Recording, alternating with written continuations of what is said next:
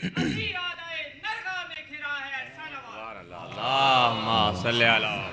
व आले मोहम्मद। जो हजरात नोट कर सकते हैं, अभी ये 2 नंबर हैं, आप नोट कर लीजिए कि जिनसे रब्ता रहेगा।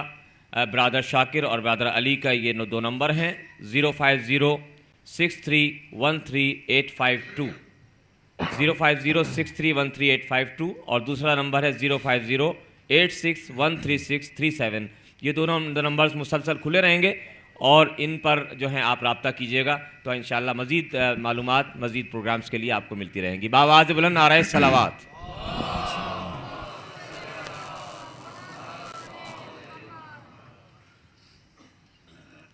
ज़रा सा आप हजरात और ज़हमत कर लें, थोड़ा सा जो गुंजाइश है उसे जितना आगे आ सकते हैं तशरीफ़ ले आइए।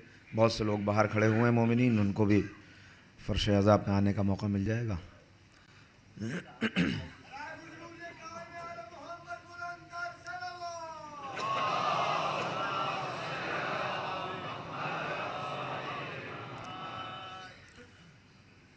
फातिहा।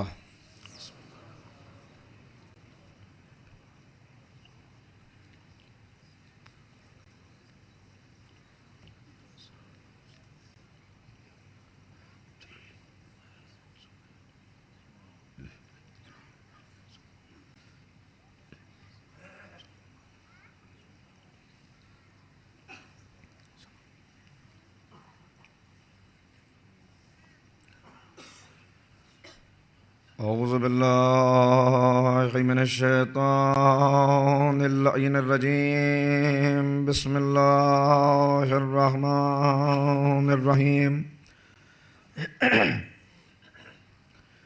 अल्हम्दुलिल्लाहि रब्बिल आलमीन वस्सलातु वस्सलामु अला सय्यदिल अंबिया वल मुरसलीन नबीना व शफ़ीए ज़ुनूबिना व तबीब क़ुलूबिना अबिल क़ासिम मुहम्मद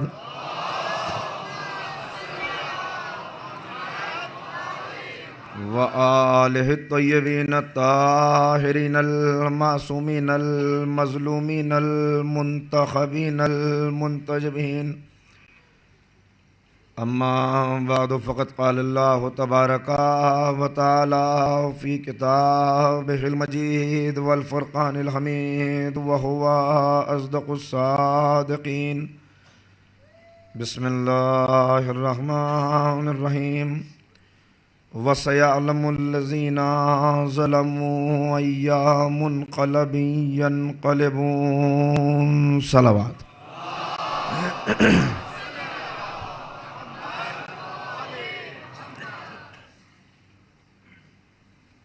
अज़ीज़ान गिरामी,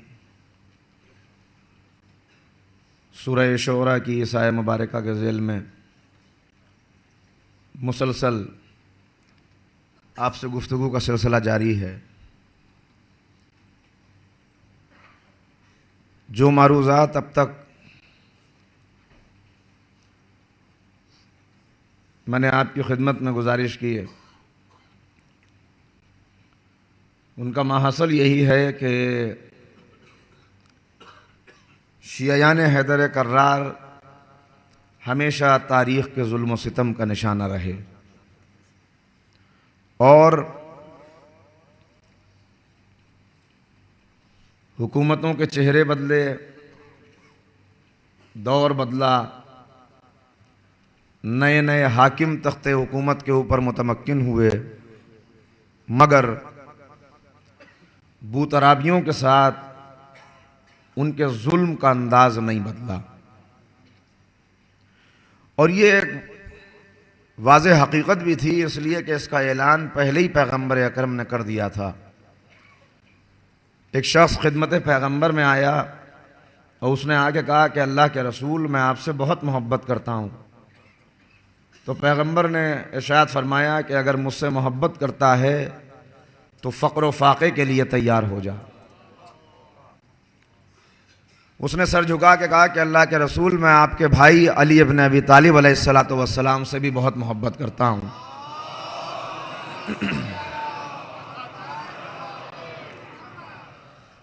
आपने बयान फरमाया कि अगर अली से भी मोहब्बत करता है तो फिर बलाओ मुसीबत के लिए भी तैयार हो जा, ज़माने के जुल्म के लिए भी तैयार हो जा। मगर क्या कहना उनके इस्तक़लाल और उनके पाये सबात का कि जो हर जुल्म को मुस्कुरा कर झेलते रहे,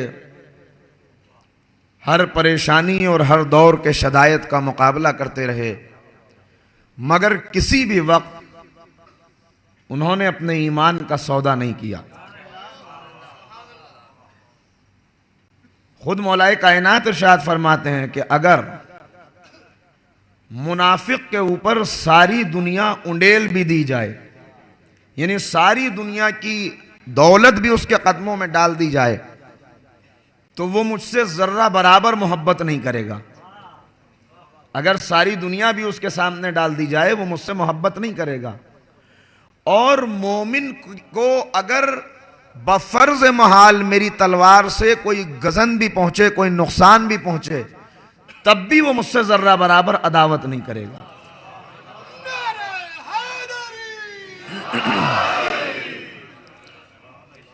लिहाजा ये तारीख है, मुसलसल जारी है। इस सिलसिले में जो बातें हैं वो मैं अर्ज कर रहा हूं और आगे बढ़ेंगी।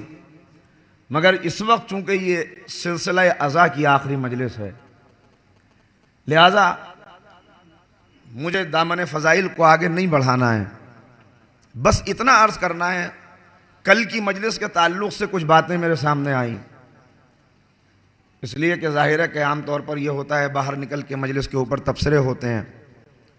कुछ तबसरे हुए जो मुझे सुनने को मिले, मुझे इस वक्त उनके सिलसिले में भी ज़्यादा अर्ज नहीं करना, मगर एक दो बातें अर्ज करके आगे बढ़ना चाहता हूँ कि मैंने अपनी पहली तकरीर में यह बात अर्ज की थी कि मुख्तारनामे को एक कंट्रोवर्शियल इशू बना दिया गया है। हालांकि इसके अंदर कोई कंट्रोवर्शियल बात नहीं है। चूंकि तारीखों ने जुल्म किया और हकीकत के ऊपर पर्दे डाले, लिहाजा बाज़ बातें और बाज़ रिवायात इसमें से ऐसी हो गई हैं कि जिसकी वजह से अपने भी उसे जल्दी से कबूल करने को तैयार नहीं होते, और वो कहते हैं कि ये बातें न जाने कहाँ से लाई गई। ऐसे ही कुछ जुमले कल मैंने सुने कि बातें आई। तो पहली बात तो दस्ते अदब जोड़ के मैं ये अर्ज़ करता हूँ कि मैं कोई दास्तान गो और किस्सा नवीस नहीं हूँ कि मैं बैठ के अपनी तरफ से कोई बात लिख लूँ और उसके बाद यहाँ आके बयान कर दूँ। और दूसरी बात यह है कि अगर जुमला सुनने को मिला, साहब ये जो इन्होंने वाक़यात बयान किए आज दो, ये हमने तो कि ये किसी तारीख के अंदर लिखा हुआ नहीं है। मैं दस्ते अदब जोड़ के अर्ज़ करूँ कि ये जुमला तो बहुत बड़ा मुहक्किक भी नहीं कहता जिसकी तारीख पे बड़ी नज़र होती है, वो भी ये कहता है मैं अभी तक इस रिवायत तक नहीं पहुँच सका, या मैंने अभी तक इसे तलाश नहीं किया। तो अब ये जुमला तो उसी को कहने का हक है कि जिसने सारी तारीखें पढ़ ली हों। अगर सारी तारीखों पे आपकी नज़र है तो आप मेरी इस्लाह करें, मैं आपके हर कदम पर जहां आप इस्लाह करेंगे मैं उसे बसरो चश्म तस्लीम कर लूँगा और कबूल कर लूँगा। और अगर आपने सारी तारीखें नहीं पढ़ी हैं तो मैं पहले ही अर्ज़ कर चुका कि आप जिस वक्त तशरीफ़ लाएँ आप आइए, आप सवाल कीजिए, मैं तो हर सवाल का इस्तकबाल कर रहा हूँ। मैंने पहले इस बात को कह दिया।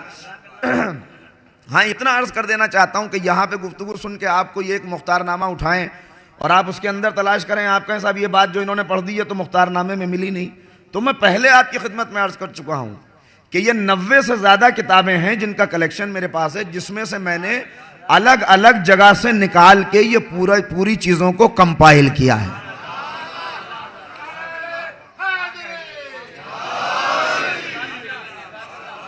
और मैं ये समझ रहा था, अभी बहुत सी किताबें हैं भी नहीं जिनकी मुझे तलाश है, और मैं ये समझ रहा था कि शायद ये किताबें इनके अलावा, यानी जो मेरे पास फहरिस्त है उसमें से भी कुछ किताबें नहीं मिल पाई, और ये समझ रहा था शायद और किताबें न हों इसके अलावा। मगर यहीं आप ही की सरजमीन के पे आने के बाद डॉक्टर एहसान साहब के यहाँ जो मजलिस में पढ़ रहा था, तो वहाँ पर हमारे भाई नज़ीर साहब ने एक किताब मुझे दिखाई जो सन 50 की शाये हुई है, और मुझे उसे देख के फ़ौरन ये एतराफ़ हुआ कि न तो ये मेरी फहरिस्त में शामिल है और न मुझे इल्म है उसका कि ये किताब भी है।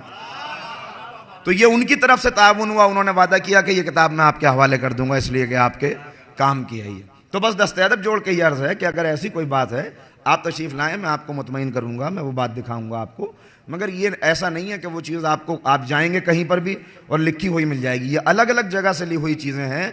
मगर हाँ, जो बातें मैंने पढ़ी हैं मुझे खूब मालूम है कि मिंबर रसूल कितना मुक़द्दस है, या इस मकाम के ऊपर कितनी जिम्मेदारी की जगह है। यहाँ पे कैसी ये कोई लतीफ़ा गोई की जगह नहीं है कि जहाँ पे बैठ के अपनी तरफ से बात बयान कर दी जाए। सारे हवाले मेरे पास मौजूद हैं, आप तशरीफ़ लाएँ, मैं इस्तक़बाल करूँगा। एक मरतबा सलवात पढ़ दें बाबा से, बुलंद मोहम्मद आलम।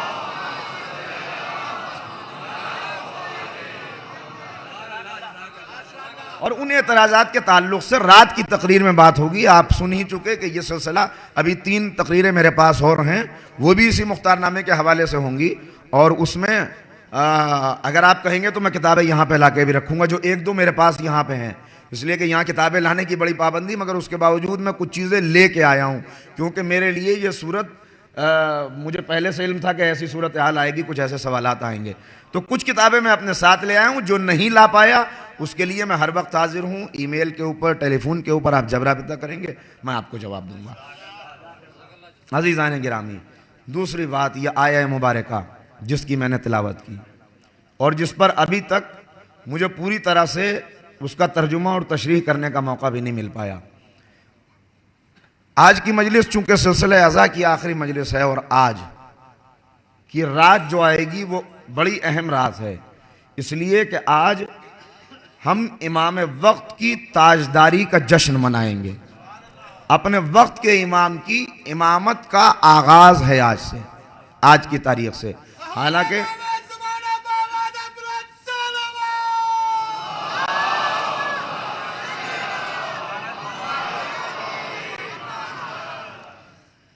हालांकि हमारा मानना तो यह है कि इमाम हर वक्त इमाम होता है। ऐसा नहीं है कि उसकी वो बाद में जाके उसे इमामत मिलती हो, मगर चूंकि मनसब आज से संभाला है इमाम ने, और वो इमाम के जिसकी नजर इनायत हर वक्त हमारे ऊपर है। आपने यही कहा अपने मिलने वालों से कि ये जो तुम जिंदा हो इस दौर के अंदर, इस शदायत के अंदर, अगर हमारी नजर इनायत ना होती तो तुम कब के मिट गए होते। हम अपने इमाम को याद रखे हुए नहीं है, लेकिन हमारा इमाम हर वक्त हमें याद रखे हुए है। हर वक्त हमारे सारे आमाल के ऊपर उसकी नज़र है। हमारा इमाम हमें याद रखे हुए है। हमारे ऊपर परेशानियां आती हैं तो इमाम कहते हैं कि अरे वैसे याद ना करो मुझे, परेशानियों ही में मुझे याद कर लो, इसलिए कि मैं तुम्हारे मसाइल का हल करने वाला हूँ। ये बात मैं आगाज़ में इसीलिए अर्ज़ कर रहा हूँ कि आज इस सरजमीन के ऊपर आप परेशानियों से घिरे हुए हैं। यकीनन परेशानियां तो हर वक्त इंसान के सामने रहती हैं, मगर वक्त अइम्मा के हवाले से यह बात मिलती है कि अइम्मा ने कहा जब तुम्हें दुनियावी दुश्वारियां आए तो तुम हमारे आखिरी वारिस को आवाज़ दिया करो, इसलिए कि तुम्हारी दुनियावी मसाइल का हल हमारा आखिरी वारिस करेगा, जिसकी नज़र इनायत हर वक्त तुम्हारे ऊपर है। आज बड़ी परेशानियां हैं, बड़े इक़्तिसादी मसाइल हैं। इतने दिन क़याम के दौरान मैंने देखा कितने मोमिनीन थे जो तशरीफ़ लाए। कोई मक़रूज़ है, किसी के सामने कारोबार का मसला है, कारोबार डूब रहा है, किसी के सामने दूसरी फाइनेंशियल क्राइसिस से मुतासिर हुई सूरत हाल है। मैं सिर्फ एक नुस्खा आपको बता के यहाँ से आगे बढ़ जाना चाहता हूँ, और उस नुस्खे के लिए मैं ये भी आपसे दरख्वास्त कर रहा हूँ कि जब आप उसका इस्तेमाल करें तो खाली अपने लिए ना करें, बल्कि उसमें तमाम मोमिनीन को शामिल कर लें, और सिर्फ मोमिनीन को नहीं। इस अज़ाख़ाने की तामीर का मसला है, लिहाजा इस अज़ाख़ाने की तामीर को भी उस दुआ के अंदर शामिल कर लें। सिर्फ अज़ाख़ाने को नहीं, बल्कि यहाँ के मुंतज़मीन, यहाँ के अराकीन, मैं फ़र्दन नाम तो नहीं लेना चाहता, लेकिन आप हज़रात वाकिफ़ हैं, हमारे शाकिर भाई हैं, साबिर भाई हैं, मेहदी भाई हैं, इकबाल साहब हैं, और दीगर लोग सब ज़िम्मेदारान हैं।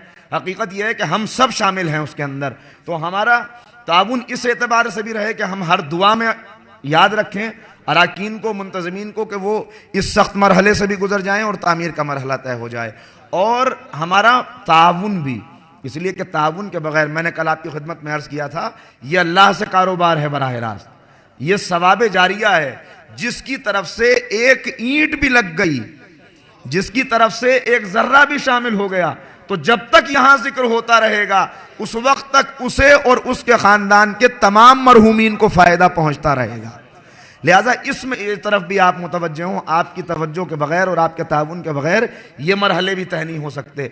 हर एक अपने जिम्मेदारी समझ के, अगरचे माली दुश्वारियाँ हैं लेकिन उन दुश्वारियों के बावजूद अगर यहाँ पे माल पहुँच जाएगा तो उसके बाद अल्लाह से बराह रास्त कारोबार हो जाएगा।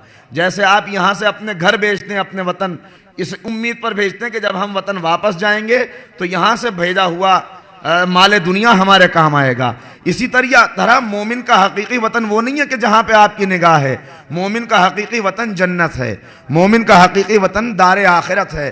तो दारे आखिरत के लिए यहाँ पे आप जमा कर लीजिए, वहाँ विड्रॉ करने का मौका मिलेगा। सलावत पढ़े मोहम्मद व आले मोहम्मद पर।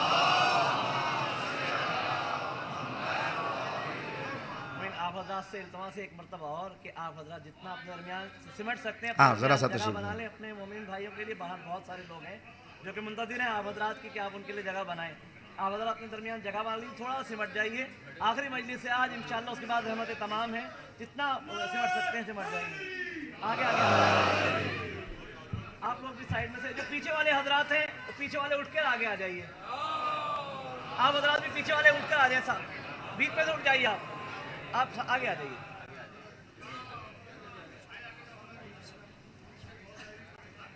आप हजरात साइडों में से जगह बना ली ताकि आने वाले आगे आ सकें।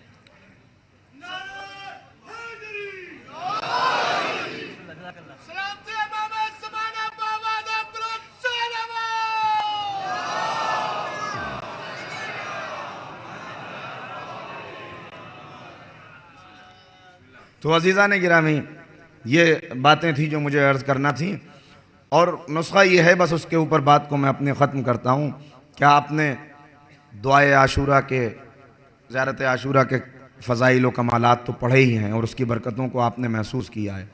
जिसको भी कोई दुश्वारी है वो अपने लिए और तमाम मोमिनीन को शामिल करते हुए उसमें इमाम से रुजू करे, और ज़ियारत आशूरा पढ़ने के बाद इमाम असर को उनकी वालिदा माजिदा जनाब नरजिस खातून का वास्ता दे के दुआ करे।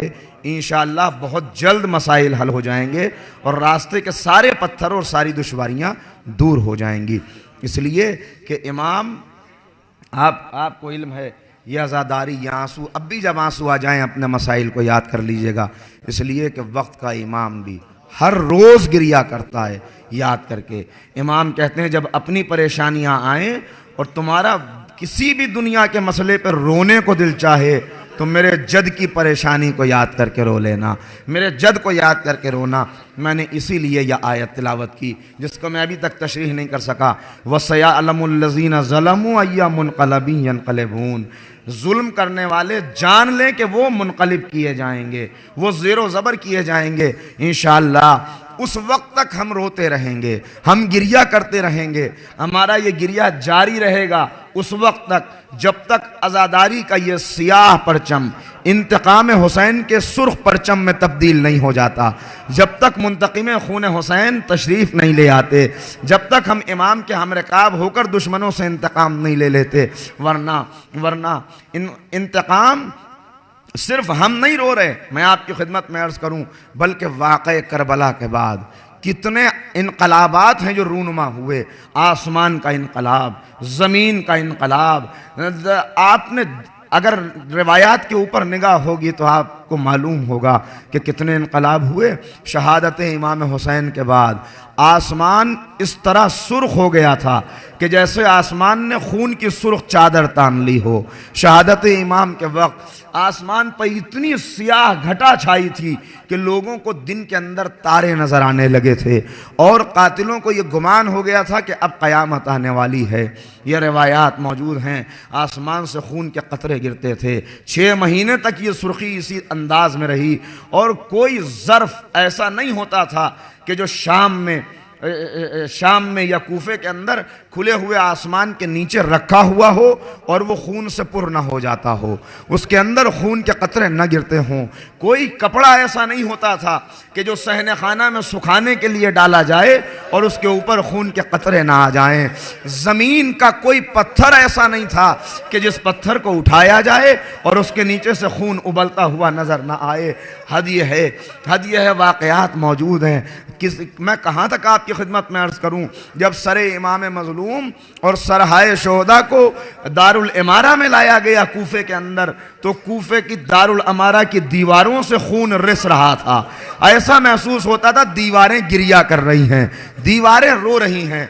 जनाबे उम्मे सलमा बयान करती हैं कि मैं अपने हुजरे में सोई हुई थी कि मैंने रसूल को इस हालत में देखा कि रसूल के बाल परेशान थे, सर के ऊपर खाक पड़ी हुई थी, गिरेबान चाक था, दाढ़ी खून से खिजाब थी। मैंने तड़प के पूछा अल्लाह के रसूल ये क्या कैफियत है? कहा उम्मे सलमा मेरा हुसैन मारा गया। उम्मे सलमा मेरा हुसैन मारा गया करबला में।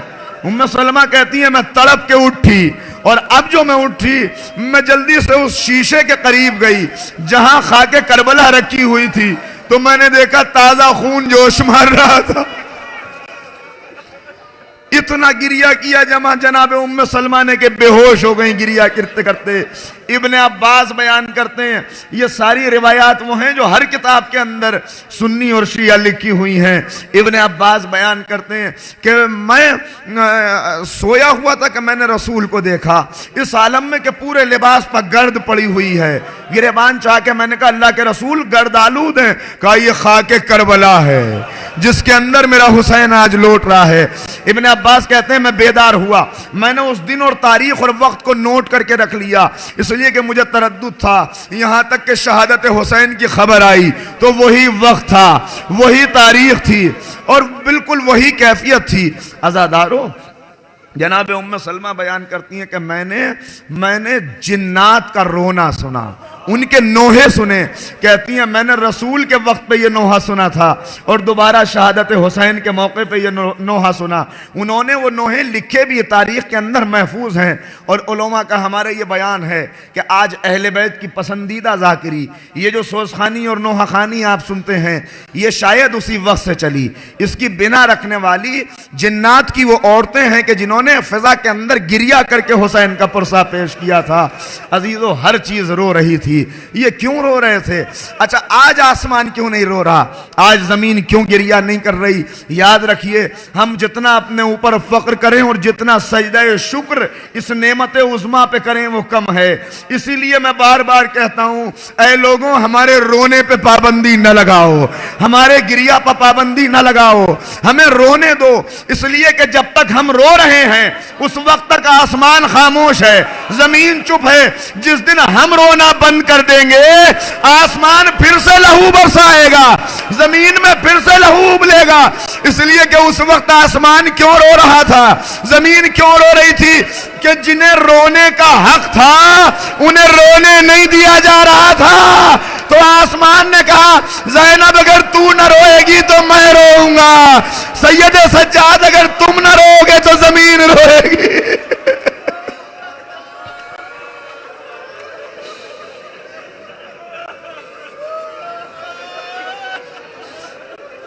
मेरे एक भाई ने मुझसे कहा, मेरे एक भाई ने कल मुझसे कहा मौलाना आप मसाइब बहुत सख्त पढ़ते हैं। मैं हाथों को जोड़ के पूछता हूं भैया मसाइब हैं ही इतने सख्त तो मैं क्या करूं? जिन मसाइब पर पत्थरों के कलेजे शक हो गए।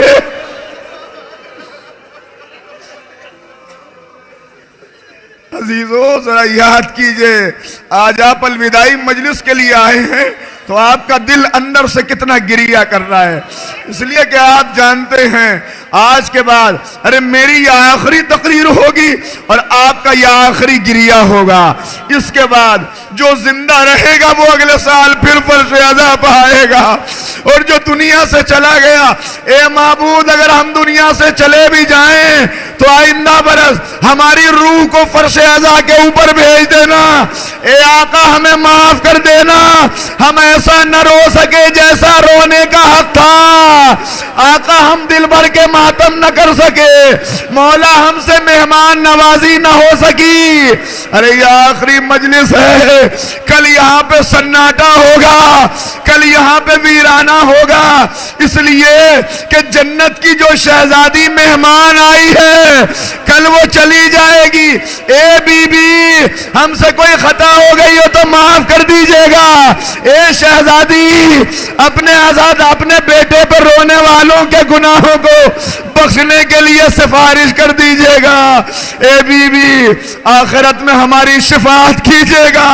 और अगर कोई मेहमान नवाजी में कमी रह गई हो तो बीबी माफ कर दीजिएगा और जाने से पहले ये वादा करके जाइएगा, ए बीबी आइंदा बरस फिर आएंगी आप। अजीजों, इस सजा खाने की भी यह आखिरी मजलिस है। इससे कितनी वाबस्तगियां हैं आपकी, कितना जज्बाती लगाव है। हाँ, आइंदा साल इससे बेहतरीन इमारत हो, मगर जिन्होंने सालों से, कई बरसों से यहां मातम किया है, फिर ये फिजा नहीं मिलेगी, ये दरो दीवार बदल जाएंगे, याजा खाना इस सूरत में बाकी नहीं रहेगा। शायद इससे भी बेहतर हो, मगर जो जज्बात इससे जुड़े हुए हैं, जो वाबस्तगी यहां पे है, अरे आपको नहीं, शायद आज याजा खाने की दीवारें भी मातम कर रही हो, इसलिए कि जानती हैं आज तक जिन दीवारों ने हुसैन का गिरिया सुना है, अब ये दीवारें गिरिया न सुन सकेंगी। शायद दरो दीवार मातम कर रहे हो। अरे हमारे अंदर ताकत समात नहीं है कि हम सुन सके, वरना हकीकत यह है कि यहाँ का जर्रा जर्रा आज मातम कर रहा होगा, यहाँ का जर्रा जर्रा अलविदा कह रहा होगा। अरे ये 10 महीने की हुसैन से जुदाई है जो आपको इतना तड़पा रही है, तो बस मुझे इतना बता दीजिए कि फिर ज़ैनब ने हुसैन को कैसे विदा कहा होगा।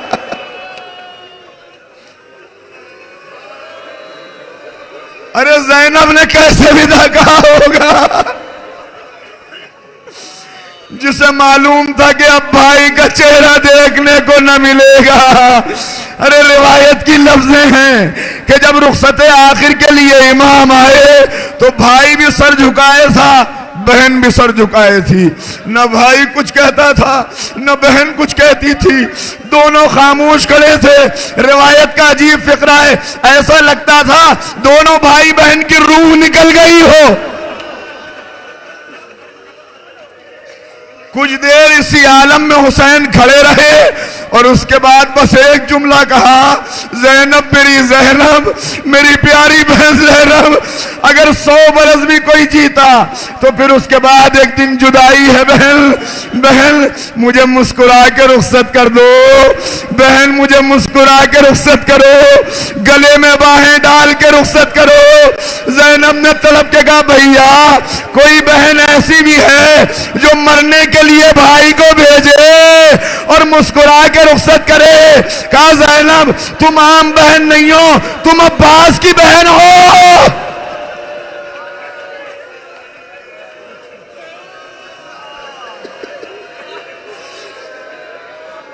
और उसके बाद एक फिक्रा कहा, ज़ैनब नमाज शब में अपने भाई को भूल न जाना।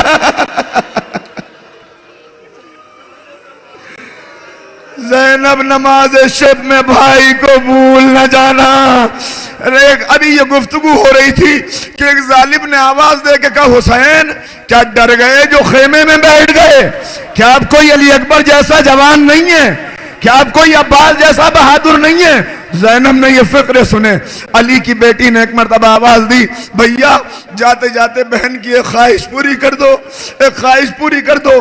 कहा बहन हुक्म दे बहन, अरे तू तो मेरी माँ की जगह है। कहा भैया ये फौज तुम्हें मजबूर समझ रही है, जरा इन्हें अम्मा के दूध की ताकत दिखा दो। भैया जरा जंग करो। हुसैन ने कब्जा शमशीर पर हाथ रखा।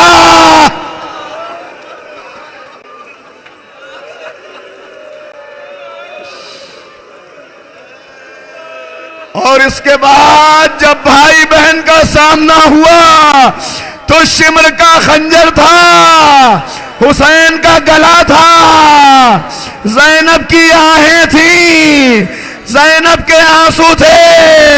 अरे शिमर कहता है, शिमर से पूछा मुख्तार ने, तुझे कभी करबला में रहम आया? कहा एक मर्तबा।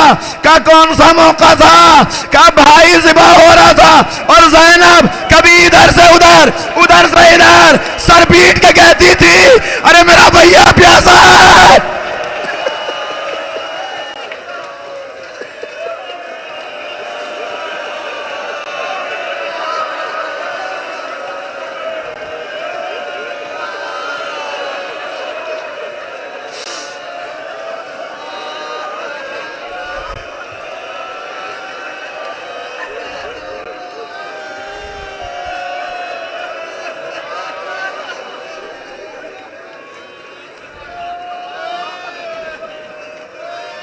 और एक मर्तबा खंजर के नीचे से हुसैन ने आंखें खोली, इशारा किया बहन वापस चली जाओ, अभी मैं जिंदा हूं। ज़ैनब वापस आई, और अब जब ज़ैनब वापस आई तो अभी खेमे में पहुंची ही थी कि जमीन करबला हिली, फरात का पानी उछला, सियादियां छाई, मुनादी ने निदा दी, अक़द क़ुतिल अल हुसैन बे करबला।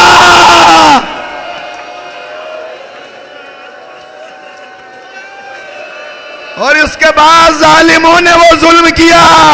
हाय अज़ादारों, अगर किसी घर में कोई मैयत हो जाती है तो मैयत के ऊपर चादर डाल देते हैं ताकि बार बार निगाहें न पड़े, मगर हाय जुल्म करबला, बहन को उस जगह से लेके चले कि भाई का लाशा पड़ा था। अरे भाई तू कहता है कम मसाइब पढ़ो, सख्त मसाइब न पढ़ो। मैंने मसाइब कहां पढ़े? अरे कोई उसके मसाइब क्या पढ़ेगा कि जिसकी उंगली को एक अंगूठी के लिए काट दिया गया। हाय जुल्मे करबला, किसी ने अमामा लूटा, किसी ने लिबास उतारा। अब ज़ैनब है और भाई सजदे में तड़प के ज़ैनब कहती है भैया भैया, तूने 72 लड़ाइयां लड़ी, मैंने तुझे दादे शुजाअत दी, मगर आज बहन मजबूर है। अगर मेरे सर पे चादर होती तो तेरे जिस्म पर उड़ा देती, मगर भाई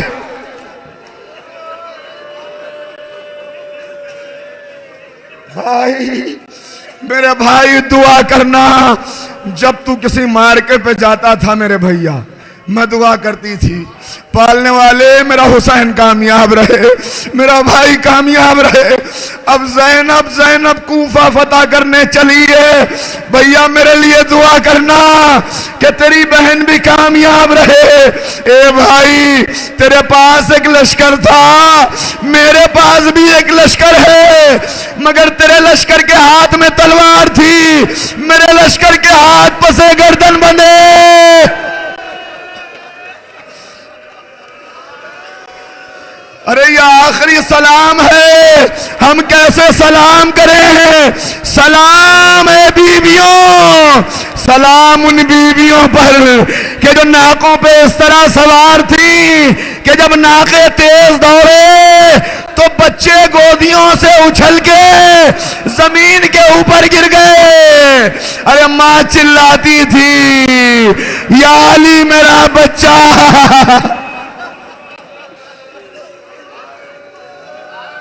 अज़ादारों मैं जानता हूं आप रोते रोते थक गए, मगर आखिरी मातम है।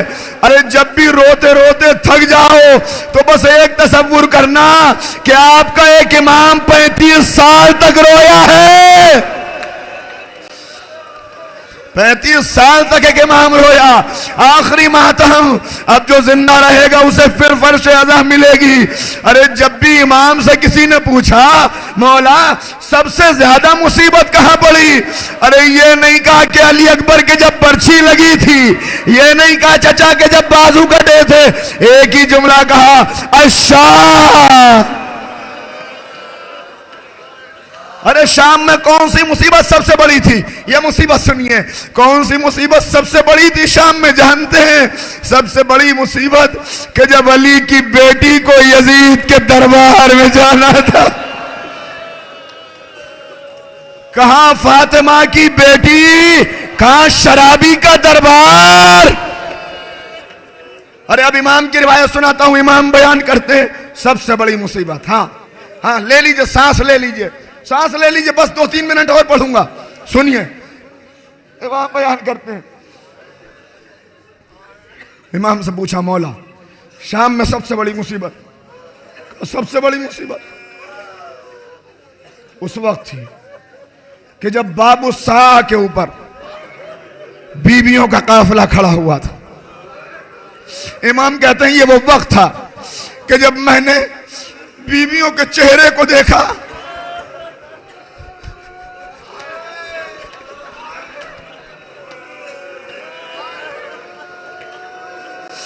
अरे आज भी इतनी बेगैरती का दौर आ गया आज। लेकिन अगर कोई मेरी बहन ऐसी हो कि जिसका कोई दुपट्टा सर से छीन ले और उसके बाद उसे मजबूर किया जाए कि बाजार से गुजरे, तो कैफियत क्या होगी। अरे कहां वो बीवियां जिनके घर से पर्दा चला। इमाम कहते हैं बीबियों का रंग सफेद हो गया था, सफेद हो गया। अरे मेरी फूफी ने यह मंजर देखा। एक मर्तबा फूफी खड़ी हुई, देखा सारी बीबियां परेशान हैं, खड़ी हुई। ए रबाब न घबराओ, उम्मे कुलसूम परेशान ना हो, सकीना हिम्मत रखो, अल्लाह ये मरहला भी तय करेगा, ये मरहला भी तय करेगा। अरे हमारी कोई क्या रुसवाई करेगा, हमें तो अल्लाह ने इज्जत दी है। ये कह के सब बीबियों को संभाला, सब बीबियों को सहारा दिया। इमाम कहते हैं मुझे अपनी फूफी के अंदर उस दिन अली का जलाल नजर आ रहा था। मैंने अपने दादा का जलाल अपनी फूफी के अंदर देखा, सबको सहारा दिया, काफिला आगे बढ़ने लगा।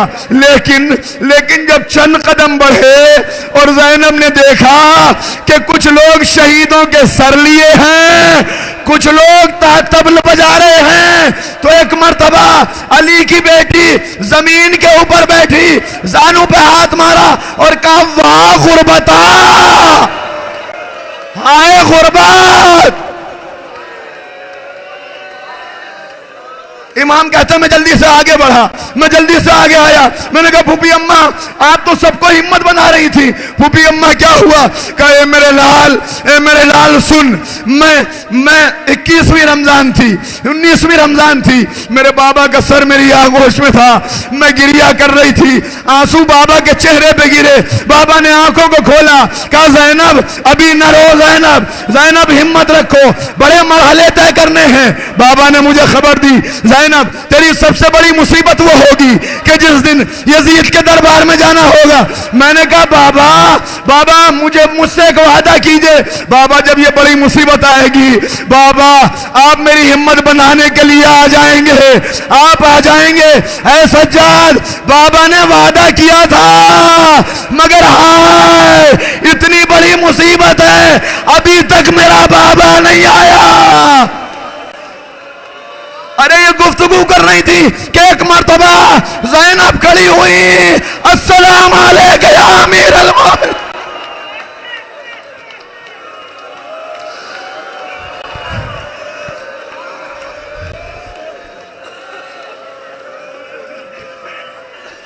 अजीजों अरे मुझे नहीं मालूम कि करबला के बाद कितने मसाइब पड़े, मगर मैं इतना जानता हूं कि कोई कितना ही दिन दूर रहे, मगर ऐसा नहीं हो सकता कि घर वाले उसे पहचान न सके, ऐसा नहीं हो सकता कि घर वाले उसे पहचान न सके। मगर मैं क्या करूं, रिवायतें कहती हैं कि जब लुटा हुआ काफिला मदीने पहुंचा तो चाहने वाले पहचान न सके, न कोई ज़ैनब को पहचान सका, न कोई सज्जाद को पहचान सका। अल्लाह अकबर। अरे जब ये काफिला वापस चला तो पहले कहां गई ज़ैनब? पहले करबला गई ज़ैनब, वो करबला कि जिसने ज़ैनब का चैन लूट लिया, वो करबला कि जहां सरमाया फातिमा लूट गया। ज़ैनब ने करबला में मातम किया। उतरी ज़ैनब, एक मर्तबा सारी बीवियां चली, मगर ज़ैनब मुखालिफ सिमत में चली। सज्जाद कहते हैं फूफी क्या बाबा की कब्र पर नहीं जाएंगी? कहा मेरे लाल बाद में पहले मुझे मेरे गाजी की कब्र पर पहुंचा दे। इमाम लेके आए, ज़ैनब कब्र के पास आके खड़ी हुई, बहुत देर तक बड़े गौर से कब्र को देखा। उसके बाद कहती है सज्जाद किसकी कब्र पर ले आया? कहा मेरे चचा की कब्र। कहा इतना बता दे, तू इमाम वक्त है मेरे लाल, इतना बता दे मेरा भाई तो बड़ा तवीलुल कद था, ये छोटी सी कब्र। इमाम ने सीना पीटा, फूफी अम्मा न पूछिए, अरे लाश के इतने टुकड़े थे कि मैंने चटाई के अंदर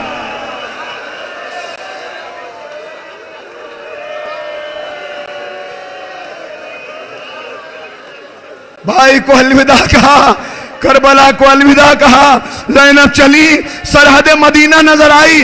अरे हर जगह आपको यह मिलेगा, ज़ैनब ने खुतबा दिया, ज़ैनब ने खुतबा दिया, मगर जब सरहद मदीना नजर आई तो पहली मर्तबा अली की छोटी बेटी उम्मे कुलसूम ने मरसिया पढ़ा, मदीने हमारे आने को कबूल न करना, इसलिए कि जब गए थे तो हुसैन साथ थे। बस आखिरी फिक्रे सुनिएगा। अरे काफिला पहुंचा, नहीं मालूम किस जबान से ये फिक्रे अदा करूं।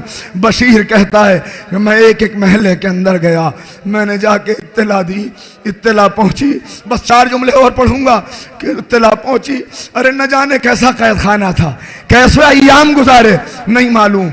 बशीर कहता है कि एक मर्तबा मैंने देखा एक बीबी सफेद चादर ओढ़े हुए रोज़ा रसूल की तरफ चली, रोज़ा रसूल की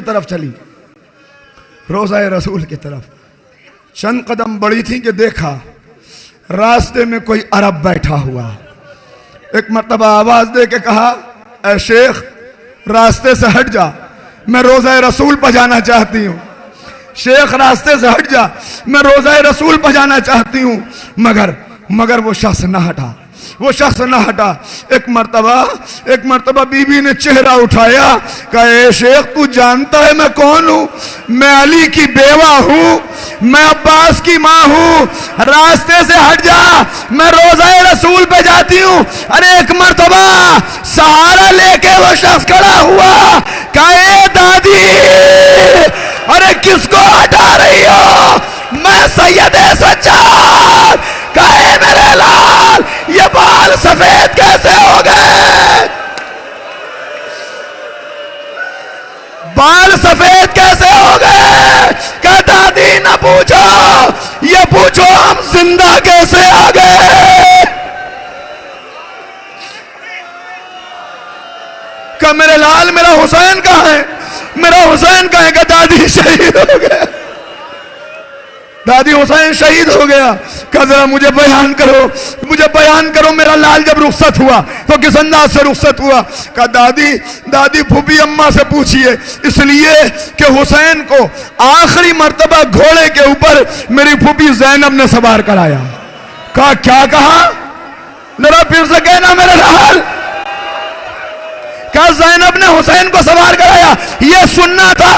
एक मर्तबा नजफ का रुख किया, अरे आपको बड़ा नाज था अपने अब्बास के ऊपर, मगर हाय ये मैंने क्या सुना? इमाम आगे बढ़े, मेरे चचा को कुछ न कहिए, चचा के बाजू कट गए थे। खूब पुरसा दिया आपने, मौला आपको कोई गम न दे, इन आवाजों पर रहमत नाजिल हो, आइंदा साल फिर फर्शे अज़ा पर बैठना नसीब हो, आइंदा साल फिर पुरसा दें, सारी दुनियावी परेशानियां दूर हो जाएं। 2 जुमले और सुन लो। अरे रिवायत कहती है कि एक मर्तबा ये सुना तो बीबी एक मरसिया पढ़ती थी। जानते क्या मरसिया? बस खत्म कर रहा हूं। ए मेरे लाल अब्बास, मुझे यकीन नहीं आता कि तेरे बाजू कट गए, मुझे यकीन नहीं आता कि तेरे बाजू कट गए, मुझे यकीन नहीं आता कि तेरे बाजू कट गए, मगर जब ज़ैनब के बाजुओं पर रस्सियों के निशान देखती हूं तो यकीन करना पड़ता है कि बाजू कट गए होंगे, वरना किसमें ताकत थी कि ज़ैनब को रस्सियां बांधता। सरे ज़ैनब से चादर छिन सकी